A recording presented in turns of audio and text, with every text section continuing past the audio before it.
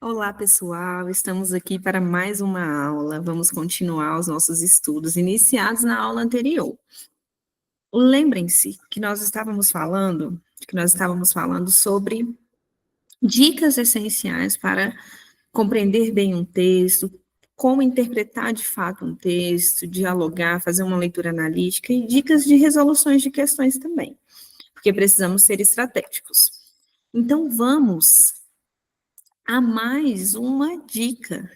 Lembrem-se de que eu deixei uma atividade como tarefa para que vocês pudessem se lembrar, né? Aqueles que já aprenderam, quem não tinha visto esses termos antes, fizesse uma pesquisa sobre tipologia textual, as funções da linguagem, os gêneros textuais, para que a gente possa, de fato, entender melhor essa dica. Então, vamos lá.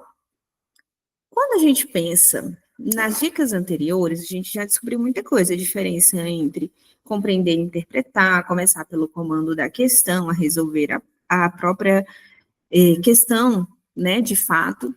E aí nós temos a dica 3, que vai falar sobre a teoria por trás de cada questão. Então, pensamos, né, em como essa questão foi construída, em que texto essa questão se baseia, para que possamos, de fato, resolver aquela questão de maneira assertiva. Então, vamos pensar na primeira coisa em relação ao texto, que iremos analisar sempre antes da questão de interpretação ou de compreensão textual. Primeiro, a gente tem que pensar na forma do texto. Isso diz respeito àquela estrutura. Se o texto é construído em prosa, em parágrafos, períodos, né? Ou se o texto é construído em versos, como num poema, numa letra de uma canção, por exemplo. Então, quando a gente pensa na leitura do poema, é algo mais específico. Pensa-se necessariamente numa linguagem sendo utilizada de maneira diferente, não é mais no sentido denotativo, e sim no sentido conotativo. Não é mais o sentido literal da palavra, a gente vai pensar na ampliação dos significados, dos sentidos das palavras e de como elas ganham novas perspectivas a partir de um uso dentro do poema, dentro, né, de uma letra de música, por exemplo. E aí nós precisamos perceber se trata ali de um poema, as figuras de linguagem que foram empregadas, que a gente vai tratar em outro momento, ou se pensaremos nas funções da linguagem. Poxa, qual foi o objetivo daquele texto? Por que ele foi produzido? Para que público esse texto se dirige? Essas questões vão permear o texto e é preciso a gente pensar. É claro que no tempo de resolução de questão, fazendo uma prova, nem sempre é possível a gente ficar de olho nisso tudo. É claro que o nosso cérebro vai fazer essas associações a partir do momento que a gente estuda. Então, se eu sei que lá tem o gênero notícia, tá. O objetivo da notícia é informar, basicamente, pensando de maneira bem resumida. Se eu tenho um poema, talvez seja sensibilizar. Se eu tenho uma charge, já é para criticar alguma coisa, satirizar. Então, a gente vai pensando nesses caminhos de gêneros, enquanto entendemos, e aí a gente já consegue, de repente, eliminar algumas questões. A gente vai, inclusive, resolver questão aqui sobre isso. Então, a nossa dinâmica vai ser assim. A gente pensa numa dica, analisa, de fato, esses elementos que estão por trás da dica, e resolvemos questões assim como foi na aula anterior. E aí pensamos nessa forma do texto. E aí essa forma, essa estrutura, nos leva, basicamente, às tipologias textuais. O que seriam essas tipologias? Quando a gente pensa num texto, seja ele oral, né, falado, ou escrito, ele sempre vai ter por trás uma estrutura que tem como base. Pensando nessas funcionalidades e nessas finalidades, nesses objetivos comunicativos. Poxa, se eu vou contar uma história, eu preciso ter em mente alguns elementos. Então, o tipo que vai estar por trás ali daquela minha história, embora eu não saiba ainda necessariamente o gênero, que o gênero está mais ligado à função social, eu vou pensar, poxa, se eu vou contar uma história, eu preciso ter um narrador. E aí, essa história vai ter uma perspectiva, um foco narrativo de quem está participando da história ou quem está fora da história. Então, tudo isso me dá um norte. Não, Agora eu não quero mais contar uma história, eu não vou usar como base a tipologia narrativa.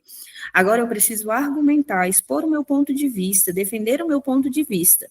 Então, opa, já a tipologia já não é mais narrativa. Nesse caso, é claro que a gente vai pensar em gêneros textuais mais à frente, que misturam. A gente vai ver que os gêneros textuais, eles têm a predominância dos tipos textuais. Mas pode ser, e vai acontecer, que um gênero tenha mais de um tipo textual, mas um vai predominar, né? Um vai ser mais relevante naquele gênero específico, mas ele pode sim contemplar mais de um tipo textual. Mas a base estrutural, ela vai seguir essa tipologia textual, seja nos gêneros orais ou escritos. E aí, já se eu penso em dar orientações, eu quero alertar a população, orientar, dar ordens, eu vou ir para um outro tipo textual. Então, a tipologia, ela vai trazer essa ideia de construção por trás do texto de fato, nessa estrutura do texto, que baseia o texto. Agora, quando a gente pensa em gêneros textuais, nós vamos ver que os gêneros textuais, eles são mais específicos. Eles nos apresentam textos, é claro, com tipologias que têm funções sociais. Então, de repente, quando a gente está diante de um texto, eu estou ali, eu tenho como base, vamos pensar, tipologia, vou mostrar, vou relembrar a tipologia com vocês, tá? As 5 tipologias que nós temos. Os gêneros são infinitos. Mas quando a gente pensa no gênero, olha, eu quero contar uma história. Tá, eu tenho como base um tipo textual narrativo. E aí eu vou pensar no gênero, eu vou construir uma fábula. A fábula tem como fundo, como estrutura, a narração. Mas a fábula tem características específicas do gênero, porque o objetivo é trazer uma história que apresente animais que falem ali, mas que tem uma moral no finalzinho da história. Então, isso é muito particular do gênero fábula. Então, o gênero ele tem essas particularidades e essa função social. Geralmente, a gente conta quando a gente quer trazer uma moral, né, para alguém. Geralmente para as crianças, para o público infanto, juvenil até. E aí, essa seria a fábula. Mas, de repente, eu quero construir uma história diferente, que é contada quadro a quadro, com personagens, cores, e aí eu já vou para um outro gênero textual. Embora conte uma história também, a função já é diferente. Seria entreter, contar uma história de um herói, de repente, aí a gente tem HQ, as histórias em quadrinhos. Então, percebam, da tipologia textual, vão surgindo esses gêneros textuais. E aí, fazendo uma pausazinha, aqui nós vamos agora relembrar quem já conheceu esses tipos textuais, a tipologia textual, e os gêneros textuais a gente pode citar alguns, porque são muitos gêneros, né, como eu falei para vocês. E aí, deixa eu compartilhar com vocês o que nós temos aqui.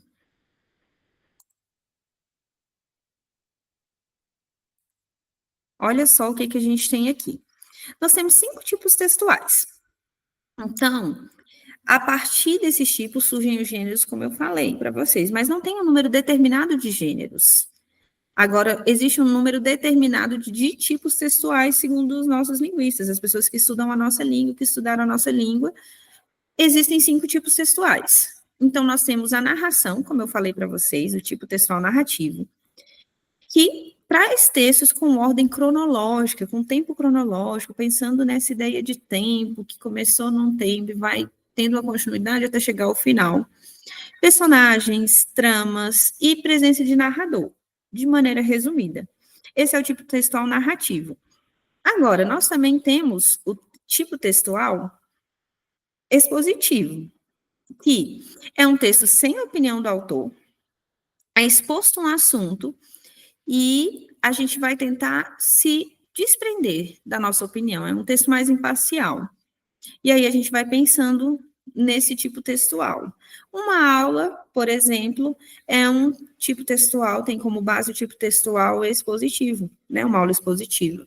Eu não estou para dizer a minha opinião, mas sim o que tem estudado, o que tem determinado a respeito de determinado assunto. Por exemplo, as classes gramaticais. Já no tipo textual descritivo, é um texto mais detalhado, que se atém aos adjetivos para descrever algo ou para descrever alguém. Aí a gente vai pensar, poxa, geralmente ele não aparece sozinho, ele está associado aos outros tipos textuais dentro do gênero, né? Mas não sei se vocês já assistiram àquela série Todo Mundo Odeia o Chris. Tem um episódio que acontece um assalto na, na, no comércio em que o Chris trabalha. E aí, lá nesse comércio, um cara assalta e o Chris está no caixa, porque o Doc, o dono da loja, ele foi resolver uma coisa no banco e o Chris ficou responsável por cuidar do caixa da loja. E aí ele é assaltado e o cara fala para ele, olha, você não pode me entregar para a polícia. Aí tá, a polícia vai até lá, porque o dono descobre que a loja foi assaltada, e quando a polícia vai perguntar para o Cris, ele descreve essa pessoa usando as características físicas, né? Então, ele utiliza os adjetivos para fazer essa descrição. Aí, como tipo textual, a gente está ali tendo como base o tipo textual descritivo. Ele está descrevendo a pessoa para que a polícia faça um.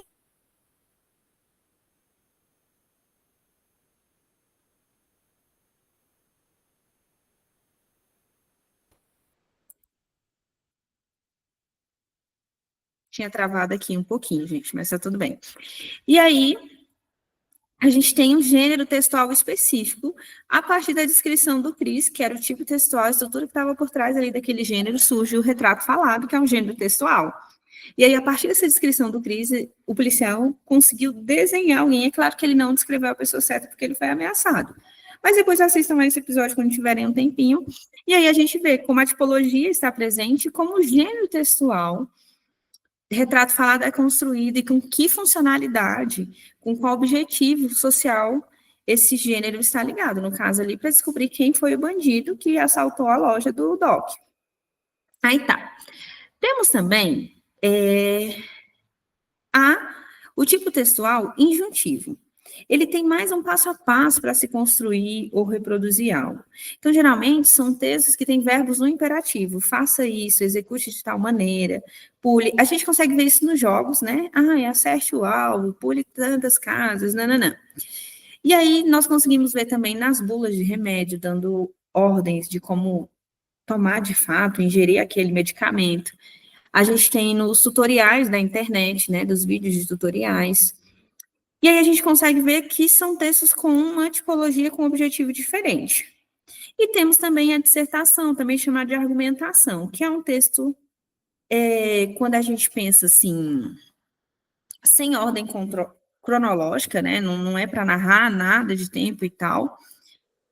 E a presença da argumentação. Então, alguns vão dizer que tem a dissertação, inclusive o tipo textual do Enem, que a gente chama, é o tipo dissertativo argumentativo. Então, a gente tinha, a princípio, esse argumentativo como tipo textual. Alguns já estão atribuindo o nome de dissertação, e o Enem chama de dissertação argumentativa, né? Porque a gente vai ter a dissertação expositiva, mas eu trouxe aqui a dissertação que vai ser entendida como tipo textual argumentativo. Eu preciso colocar a minha opinião. E quando a gente fala, geralmente, em pessoal, é para evitar os usos de marcas de pessoalidade, sem usar eu acho, na minha opinião, porque são textos que a gente sabe que vai trazer a opinião, mas eu não preciso usar essas expressões, utilizar essas expressões, que é um sinal de um texto ainda, de uma pessoa com a escrita um pouco ainda em construção, digamos assim. E aí surgem esses gêneros a partir dos tipos, como eu falei para vocês. E aí a gente tem gêneros tanto escritos quanto gêneros orais. A palestra, por exemplo, é um gênero oral.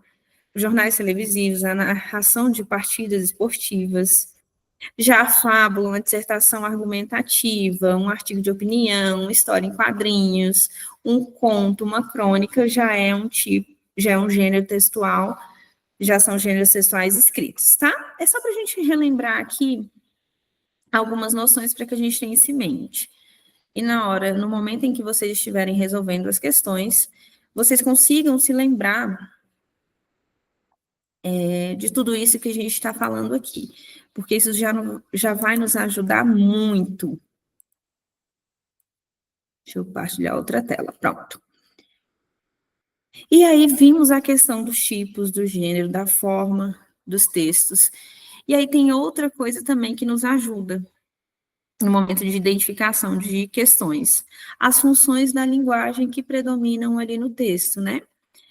O texto traz uma função apelativa, pelo nome a gente fica pensando, poxa, né, no sentido de comover o leitor, tentar fazer com que o leitor consuma algo, algo do tipo. Ah, é um emotivo, é uma metalinguística, a gente vai ver que isso ajuda a entender de maneira mais profunda e de maneira mais assertiva o texto. E aí nós vamos ver algumas funções da linguagem. A função referencial. Inclusive, vocês vão estudar isso na grade escolar, né? As funções da linguagem. Nós temos uma função, aqui como primeira, chamada de referencial. Então, quem é esse elemento? Qual é o elemento que fica em evidência? É o referente. Qual é a finalidade dessa função da linguagem, de linguagem? É informar. As características, denotação. Denotação é usar a linguagem no sentido literal, um texto mais objetivo, direto. E tipos de textos geralmente são os científicos e os informativos. E aí nós podemos pensar, poxa, numa notícia, numa reportagem, que são textos que têm como objetivo principal informar. Aí nós temos outra gêneros que estão ali com aquela função. Nós temos outra função chamada de emotiva. Quem é esse elemento que fica em evidência? É o emissor. A finalidade é emocionar. Aí agora já não é mais a linguagem sendo usada no sentido denotativo, mas sim conotativa, com subjetividade, voltada para a parte do sujeito, em que ele se coloca, em que ele transmite as emoções, são textos pessoais. A gente pode pensar no próprio poema, como gênero. Nós temos também uma função apelativa. O elemento em evidência é o receptor, é quem está recebendo essa mensagem. A finalidade é influenciar, instruir alguém. Geralmente se usam verbos ali no imperativo, né? E a gente pensa nos tipos de texto de propaganda, que tem esse objetivo de influenciar, de instruir o leitor ou o receptor do texto. Temos também a função fática. O elemento da comunicação que vai ficar em evidência é o canal, esse meio pelo qual a mensagem chega até o receptor. A finalidade é estabelecer comunicação. Então, as características são frases feitas com a linguagem mais coloquial, informal, do dia a dia. A metalinguística, a função metalinguística, nós temos como elemento que fica em evidência o código, a nossa própria língua. A finalidade é manter a comunicação. A característica dela é usar a linguagem denotativa e são textos didáticos, é a linguagem sendo usada para aquele objetivo de aprender alguma coisa, por exemplo. O objetivo é manter a comunicação. Temos a linguagem poética, a forma da mensagem fica em evidência, a finalidade é um prazer estético. Não tem necessariamente algo, né, específico, mas a não ser o prazer estético de apreciar aquela forma, né, embora muita gente nem entenda determinado poema, mas a finalidade ali é o prazer estético, ver como as palavras são construídas, como elas são utilizadas e reorganizadas e ressignificadas. E aí utiliza-se muitas figuras de linguagem e, é claro, a linguagem conotativa. A gente percebe isso muito na literatura, né, nos poemas e tudo mais. Então, essas são as funções da linguagem. Dito isso, nós vamos agora responder a mais uma questão. E aí, lembra que a gente aprendeu uma outra dica. Eu não necessariamente começarei pelo texto, eu vou para o comando da questão, leio o enunciado e vejo se de fato eu preciso ler o texto de maneira integral, ou se eu vou para partes específicas direcionadas, mas de toda forma, eu já vou com uma leitura direcionada, eu preciso encontrar determinada questão, eu preciso encontrar determinada afirmação, determinado fato dentro do texto. Aí tá, vamos então aqui ao texto. É uma questão de concurso também, de 2020. E aí nós temos aqui um texto, até grande, né, assim. E temos o comando. Vamos ao comando da questão. Uma tipologia sexual se relaciona com uma estrutura e aspectos linguísticos de como o texto é apresentado. Já os gêneros textuais são formações avançadas de contextos culturais e históricos que possuem funções sociais específicas. E aí ele traz, no próprio comando da questão, a diferença entre tipo textual e gênero textual. Só que vamos ver, ainda foi uma contextualização, agora vem de fato o comando da questão. Quanto ao gênero do texto segurança, assinale uma alternativa correta. Poxa, então eu preciso ler o texto. Não tem como eu responder a esta questão sem ler o texto, porque como é que eu vou descobrir o gênero? E aí é importante a gente se atentar, porque ele está falando aqui de gênero textual. Então já vou com o olhar direcionado para gênero. E aí, quando a gente pensa em gênero, tem uma aqui que eu já consigo descartar, sem nem ler o texto. Qual seria, gente? Seria a primeira, porque narração não é gênero textual. Acabamos de ver que narração é uma tipologia textual. Então, a letra A já está descartada. Sobram aí 4 opções para nós. Então, vamos à leitura do texto. Lembre-se daquela leitura, né, individual, silenciosa, e a leitura analítica posteriormente. Segurança. O ponto de venda, e aí você faz uma pausa aí para ler o texto, tá? E aqui a gente já vai para a parte da leitura analítica aqui na aula. O ponto de venda mais forte do condomínio era a segurança, era a sua segurança. Havia as belas casas, os jardins, os playgrounds, as piscinas, mas havia, acima de tudo, segurança. Poxa, está falando de um condomínio e que o que se destacava nesse condomínio, quando ele fala a venda mais forte do condomínio, era a questão da segurança. Toda a área era cercada por um muro alto. Havia um portão principal com muitos guardas que controlavam tudo por um circuito fechado de TV. Só entravam no condomínio os proprietários e visitantes devidamente identificados e crachados. Com crachá, né? Mas os assaltos começaram assim mesmo. Os ladrões pulavam os muros. Os condôminos decidiram colocar torres com guardas ao longo do muro alto, nos 4 lados. Isso aqui sinaliza que uma parte do texto foi suprimida, tá, gente? Agora, não só os visitantes eram obrigados a usar crachá, os proprietários e seus familiares também. Não passava ninguém pelo portão sem se identificar para a guarda. Nem as babás, nem os bebês. Mas os assaltos continuaram. Decidiram eletrificar os muros. Houve protestos, mas no fim todos concordaram. O mais importante era a segurança. Quem tocasse no fio de alta tensão em cima do muro morreria eletrocutado. Se não morresse, atrairia para o local um batalhão de guardas com ordens de atirar para matar. Mas os assaltos continuaram. Então, são tentativas ali que estão sendo frustradas. Grades nas janelas de todas as casas. Era o jeito. Mesmo se os ladrões ultrapassassem os altos muros, não conseguiriam entrar nas casas. Todas as janelas foram engradadas, mas os assaltos continuaram. Foi feito um apelo para que as pessoas saíssem de casa o mínimo possível. 2 assaltantes tinham entrado no condomínio no banco de trás do carro de um proprietário com um revólver apontado para a sua nuca. Assaltaram a casa, tem uma erminha aqui de espaço, gente. Assaltaram a casa, depois saíram no carro roubado com crachás roubados.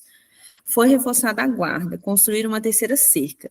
As famílias de mais posses, com mais propriedades, com mais valor aquisitivo, com mais coisas para serem roubadas, mudaram-se para uma chamada área de segurança máxima. E foi tomada uma medida extrema. Ninguém pode entrar no condomínio. Ninguém. Visitas só no local pré-determinado pela guarda, sob sua severa vigilância por curtos períodos. Perdão. E ninguém pode sair. Agora, a segurança é completa, não tem havido mais assaltos, ninguém precisa temer pelo seu patrimônio. Os ladrões que passam pela calçada só conseguem espiar através do grande portão de ferro e talvez avistar um ou outro condômino agarrado às grades de sua casa, olhando melancolicamente para a rua, melancolicamente um olhar triste, solitário para a rua. Este texto é de Luiz Fernando Veríssimo. E aí, olha só, a gente tem aqui um narrador que está fora da história, né? O foco narrativo é de uma terceira pessoa que está contando algo que aconteceu num condomínio que era considerado ali, o ponto alto era considerado a parte da segurança, era considerada a segurança do prédio.